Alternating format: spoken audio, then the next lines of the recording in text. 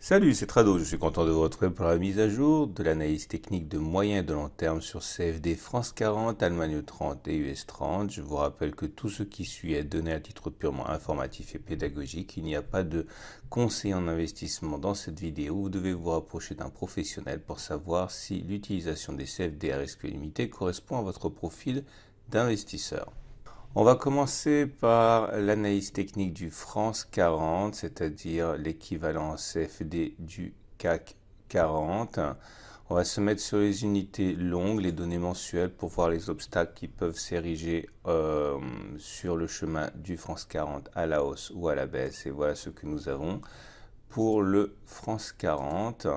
En données mensuelles, nous sommes face à une résistance de taille. Comme vous pouvez le voir, cette zone rouge ici comprise entre 5990 à peu près et 6155 est une zone qui est responsable de l'échec en mai 2007, jusqu'à juillet 2007 du CFD CAC 40 et qui est à l'origine de la baisse que l'on a connue pendant de nombreux mois.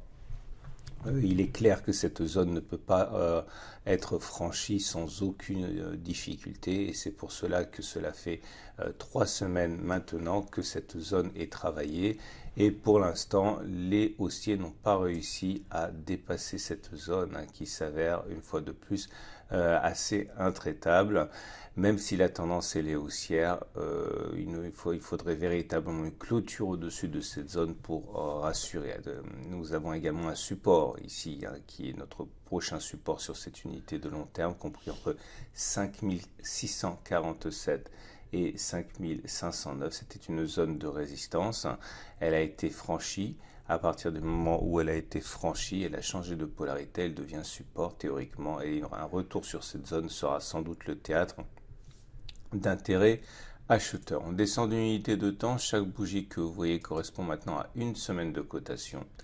La tendance est haussière, à n'en pas douter, vous le voyez, ça, on est au-dessus d'une moyenne mobile à 20 semaines qui monte et au-dessus d'une moyenne mobile à 50 semaines qui monte. Dans ces conditions, on a plus de chances de percuter les résistances et tenter de les franchir que de ne pas le faire. Et encore une fois, c'est valable tant que l'on se maintient au-dessus de la M20 qui monte et de la M50 qui monte. Nous avons à notre disposition un support de moyen terme immédiat ici sur les unités de temps hebdomadaires qui est globalement cette zone ici. Cette zone est comprise entre 5697 et 5587, 5867, pardon. Cette zone nous a déjà préservé lors des précédentes attaques baissières puisqu'on a rebondi sur cette zone assez facilement.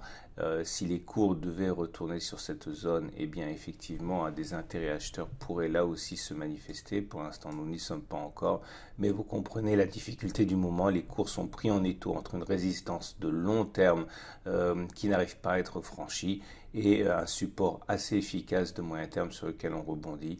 Nous avons d'autres indicateurs qui nous permettent d'avoir une idée de ce qui se passe, notamment un petit coup d'œil du côté de l'Ishimoku nous montre que la tendance n'est absolument pas menacée.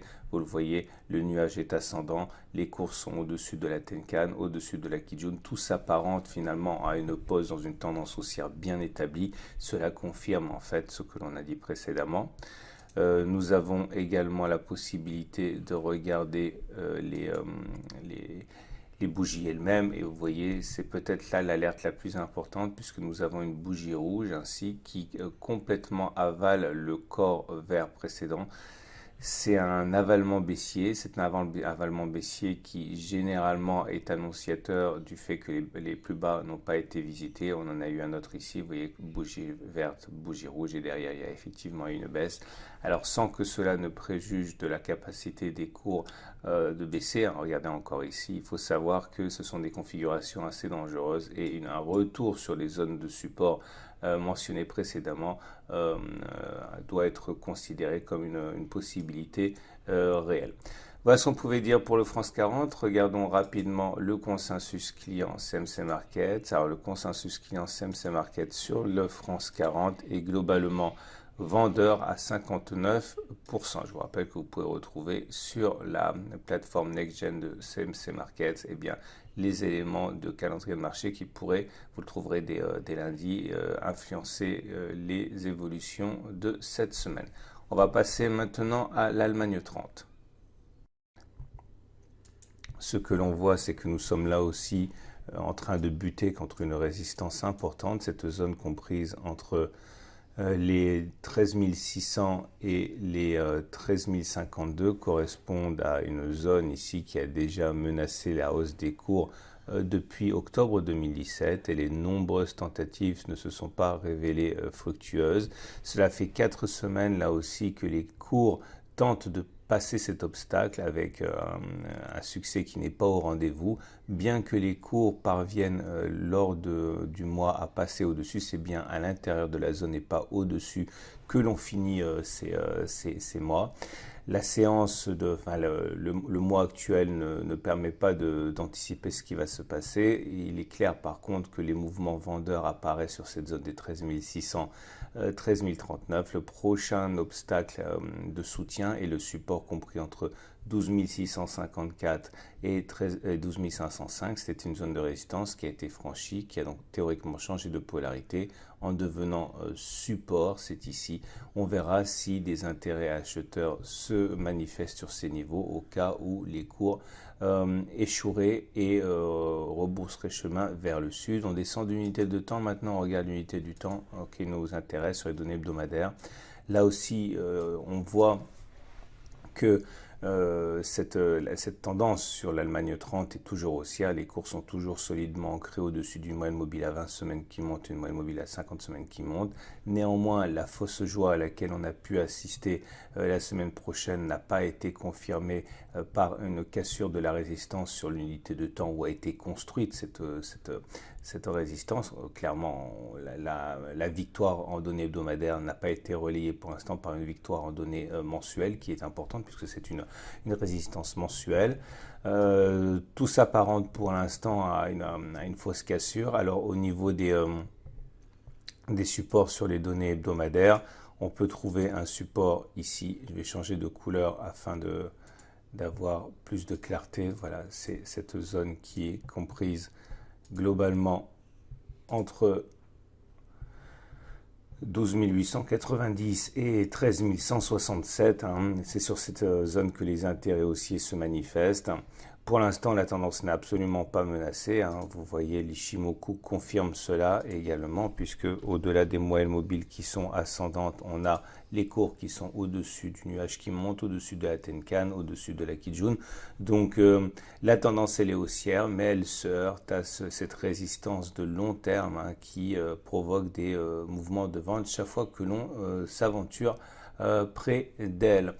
Le consensus client CMC Market pour l'Allemagne 30, il est là aussi globalement vendeur à 63%.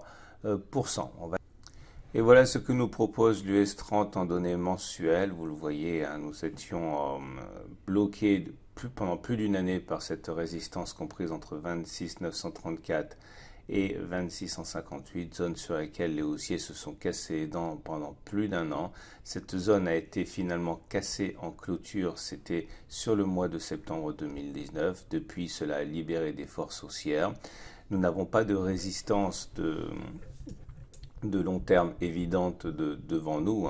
Alors maintenant, on peut toujours appliquer des règles telles que la règle du balancier, la règle selon laquelle le chemin parcouru avant la résistance peut être reporté par-delà la différence comme un objectif intermédiaire.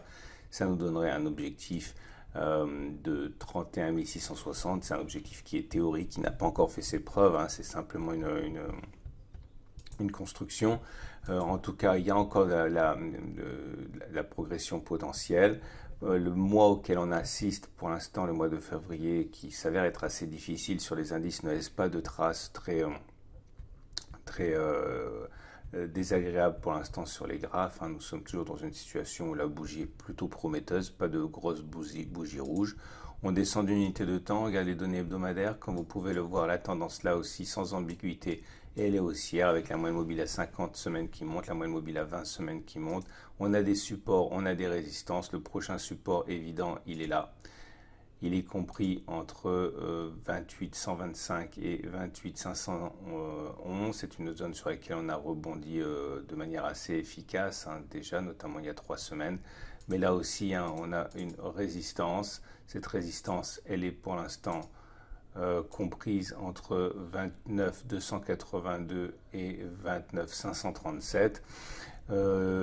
Dépasser cette zone serait véritablement encourageant pour la suite, hein, libérant un potentiel aussi important, mais pour l'instant on est encore menacé, hein, par la présence de vendeurs sur cette zone.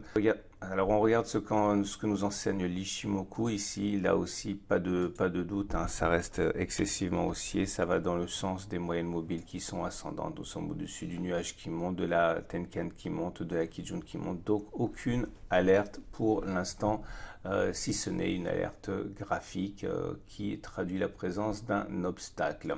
Le consensus client CMC Market pour l'US 30 est actuellement plutôt à la vente à 61%. Voilà, je vous souhaite une excellente journée et je vous dis à la semaine prochaine pour la mise à jour.